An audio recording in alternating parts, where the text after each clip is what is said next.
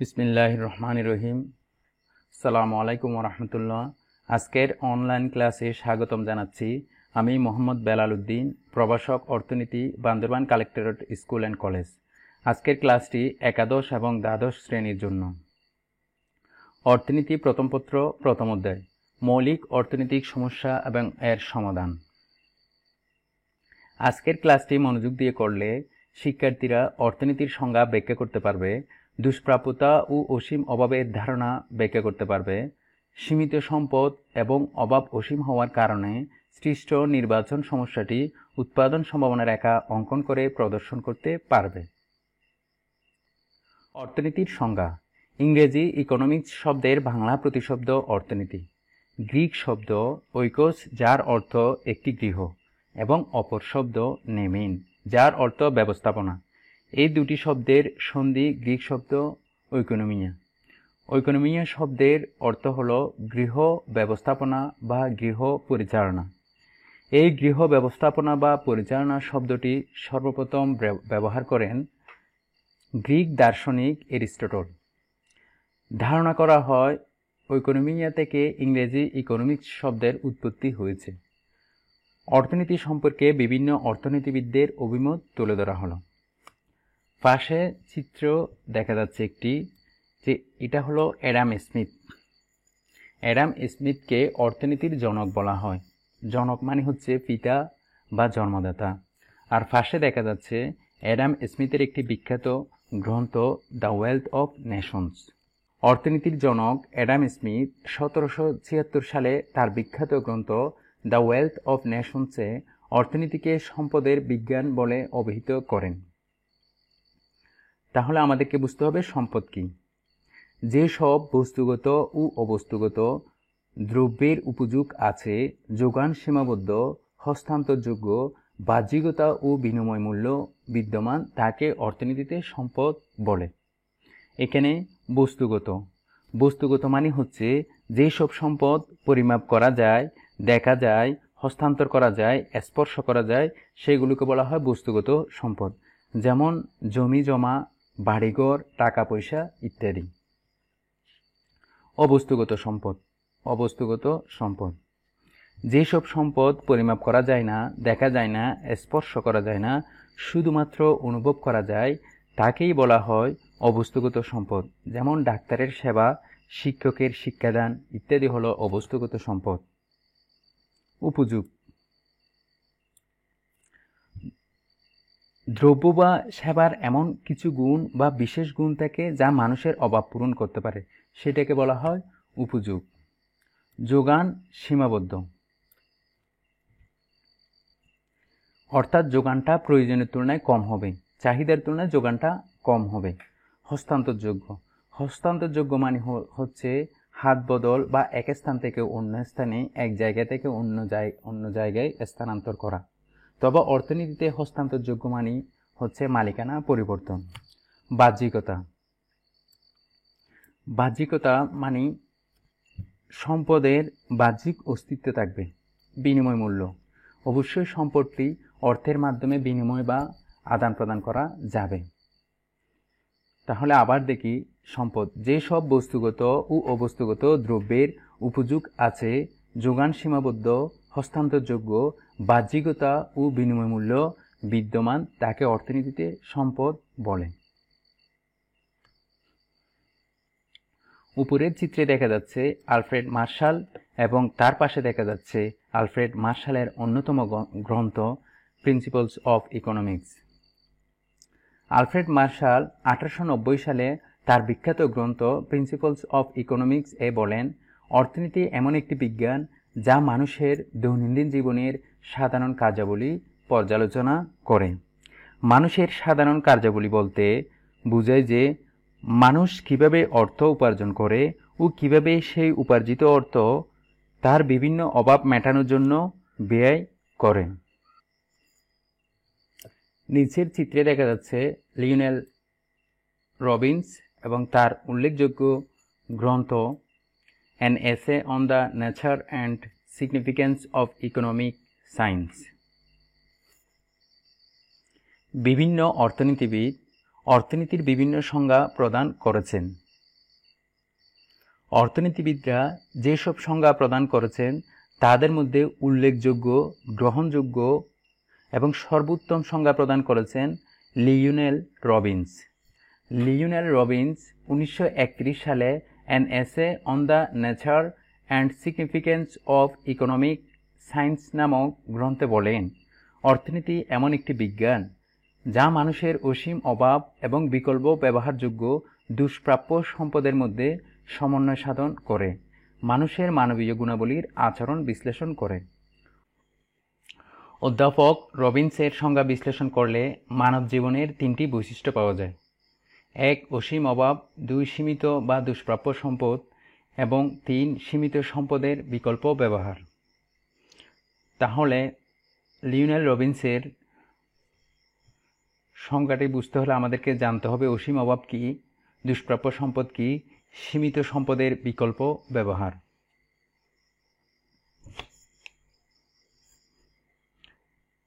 সাধারণত কোনো কিছু চাওয়াই হলো অভাব, কিন্তু জীবন ধারণের জন্য প্রয়োজন আছে অথচ হাতের কাছে নেই এমন দ্রব্য ও সেবা পাবার আকাঙ্ক্ষাকে অর্থনীতিতে অভাব বলে। সাধারণভাবে অভাবকে 3 ভাগে ভাগ করা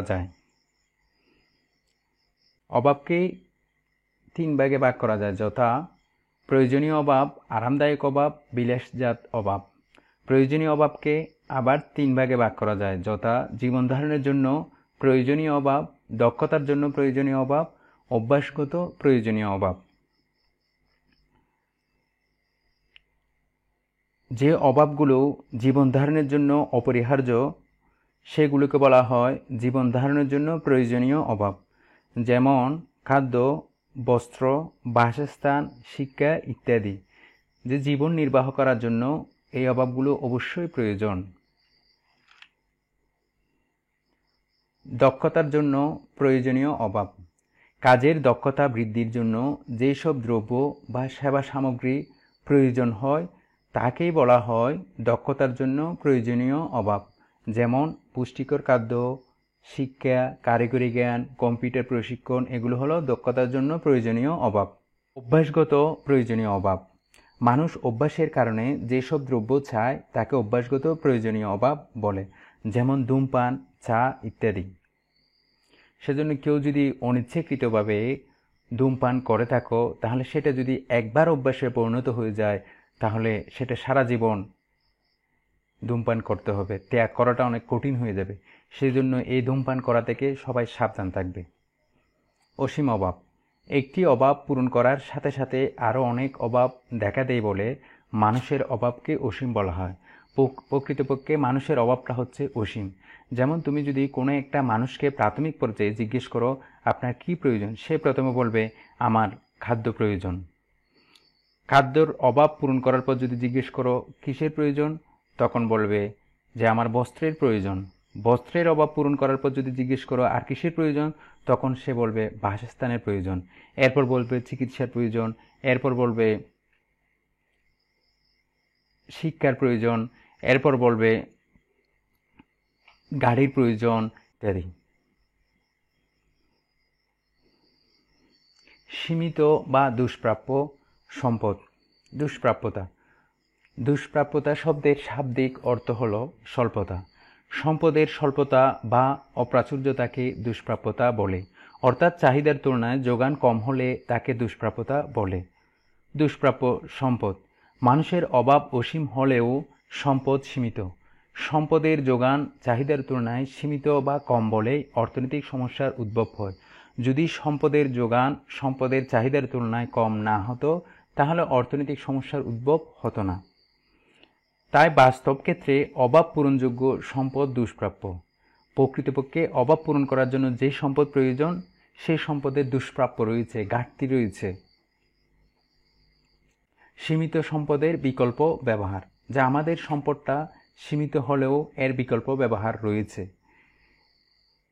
একটি অভাব পূরণে সম্পদ ব্যবহারের পরিবর্তে অন্য একটি অভাব পূরণে সম্পদ ব্যবহার করা গেলে তাকে সম্পদের বিকল্প ব্যবহার বলে।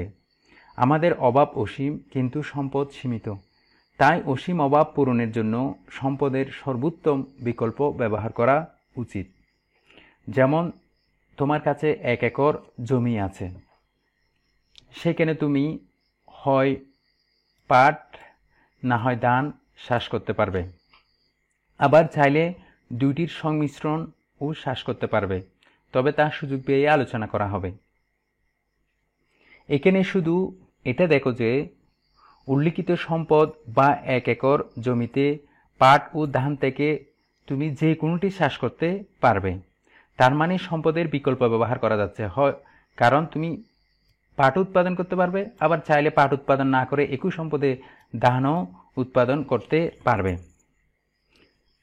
যদি এমনটি হতো যে শুধু একটি দ্রব্য উৎপাদন করা যাচ্ছে, তাহলে বলতাম সম্পদের বিকল্প ব্যবহার হচ্ছে না। অর্থাৎ তোমার উল্লিখিত 1 একর সম্পদ যদি হয় শুধু পাট কিংবা ধান উৎপাদন করা যেত, তাহলে সম্পদের বিকল্প ব্যবহার হতো না। কিন্তু এখন তো তুমি চাইলে পাট উৎপাদন করতে পারবে, আবার একই সম্পদে পাট উৎপাদন না করে ধান উৎপাদন করতে পারবে। তাহলে এখানে দেখা যাচ্ছে যে সম্পদের বিকল্প ব্যবহার করা যায়। নির্বাচন। নির্বাচন অর্থ হলো বাছাই করা বা পছন্দ করা। কিন্তু পরীক্ষার প্রশ্নে যখন নির্বাচন আসে তখন অনেক পরীক্ষার্থীরা কি করে যে জাতীয় নির্বাচনের কথা লিখে ফেলে, জাতীয় নির্বাচনের প্রার্থী বাছাই করে। কিন্তু এটা যখন অর্থনীতি প্রশ্নে আসবে তখন অর্থনীতিতে এই নির্বাচন বা বাছাই বা পছন্দ করা মানে হচ্ছে যে আমাদের হাজারো অভাব, অসীম অভাব থেকে গুরুত্ব অনুসারে অভাব নির্বাচন করাকে বোঝায়। যেমন মানুষের অভাব অসীম কিন্তু সম্পদ হচ্ছে সীমিত। এই অসীম অভাবের মধ্যে সব অভাব সমান গুরুত্বপূর্ণ নয়, তাই গুরুত্ব অনুসারে অভাব বাছাই করাকে পছন্দ বা নির্বাচন বলে। নির্বাচন ক্ষেত্রে দুটি বিষয় লক্ষণীয়, যে অভাবের গুরুত্ব বা প্রয়োজনীয়তা এবং সম্পদের বিকল্প ব্যবহার। যে অভাব থেকে যখন নির্বাচন করবা তখন দুইটা বিষয় অবশ্যই লক্ষ্য রাখতে হবে। তুমি যে অভাবটা নির্বাচন করতেছো সেটার কি গুরুত্ব বা প্রয়োজনীয়তা আছে, এবং ওই অভাবের ক্ষেত্রে যদি তুমি সম্পদ ব্যবহার করো তাহলে সম্পদের কি দক্ষ ব্যবহার হবে, সেটা খেয়াল রাখতে হবে।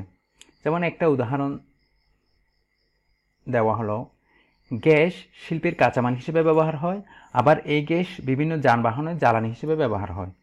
যদি গ্যাসের সংকট থাকে তাহলে গ্যাস শিল্পে ব্যবহার হবে নাকি যানবাহনে ব্যবহার হবে তাই নির্বাচন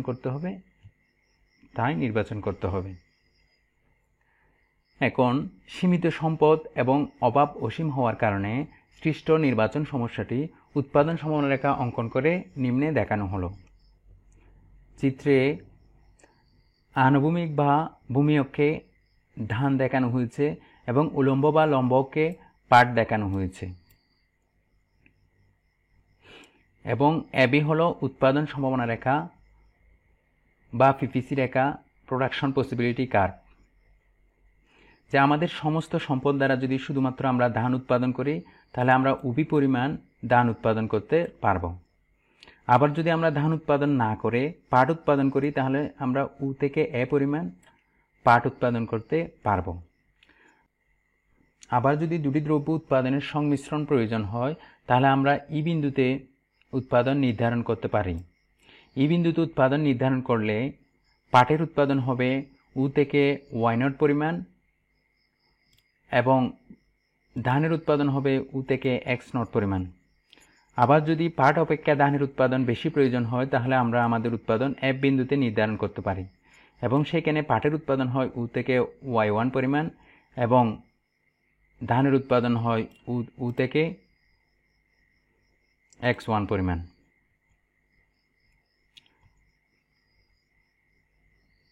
উৎপাদন সম্ভাবনা রেখার ভিতরে আরেকটি বিন্দু দেখা যাচ্ছে এস বিন্দু।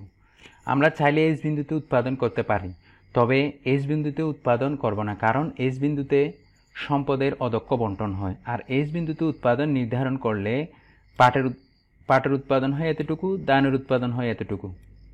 তাহলে আমরা উৎপাদন সম্ভাবনা রেখার যে কোনো বিন্দুতে উৎপাদন করলে যেখানে উৎপাদন বেশি হবে সেখানে কম উৎপাদন করার যৌক্তিকতা নেই। সুতরাং আমরা এস বিন্দুতে উৎপাদন করব না, কারণ এস বিন্দুতে সম্পদের অদক্ষ বণ্টন হয়।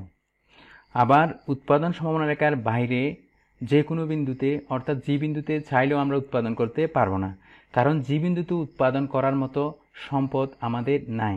কারণ এটা যে সম্পদ সীমানা রেখার বাইরে, তার মানে জি হচ্ছে অর্জনযোগ্য বিন্দু। অর্থাৎ জি বিন্দুতে উৎপাদন করার জন্য যে পরিমাণ সম্পদ প্রয়োজন সে পরিমাণ সম্পদ নেই সম্পদের, অর্থাৎ জি বিন্দুতে সম্পদের দুষ্প্রাপ্য রয়েছে। তাহলে দৈনন্দিন জীবনে মানুষের অভাব যেমন অসীম, তেমনি অভাব পূরণের উপকরণ বা সম্পদ সীমিত। তাই অসীম অভাব পূরণের উদ্দেশ্যে দুষ্প্রাপ্য সম্পদের নিয়োগ বিন্যাসের জন্য অভাবের গুরুত্বানুসারে বাছাইয়ের ক্ষেত্রে নির্বাচন সমস্যার উদ্ভব হয়ে থাকে।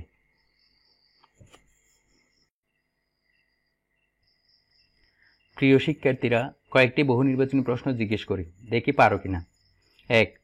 অধ্যাপক এল রবিন্স বা লিওনেল রবিন্সের অর্থনীতির সংজ্ঞা বিশ্লেষণ করলে মানব জীবনে কয়টি বৈশিষ্ট্য পাওয়া যায়? হ্যাঁ, তিনটি কি কি? অসীম অভাব, দুষ্প্রাপ্য সম্পদের বিকল্প ব্যবহার। 2. অভাবের তুলনায় সম্পদের স্বল্পতাকে কি বলে? হ্যাঁ, দুষ্প্রাপ্যতা। অর্থাৎ অভাবের তুলনায় যদি সম্পদ কম হয় তাকে দুষ্প্রাপ্যতা বলে। 3. অর্থনৈতিক সমস্যার প্রধান কারণ কোনটি? সীমিত সম্পদ। একটা জিনিস মনে রাখবে যে সম্পদ যদি সীমিত না হতো তাহলে অর্থনীতিতে কোনো সমস্যাই থাকতো না। কারণ অভাব যদি অসীম হয়, সম্পদও যদি অসীম হতো তাহলে সমস্যাও থাকতো না।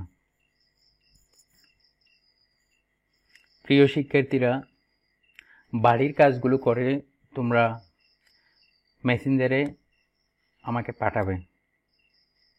তাহলে আজকের মতো এখানেই শেষ করছি। আল্লাহ হাফেজ।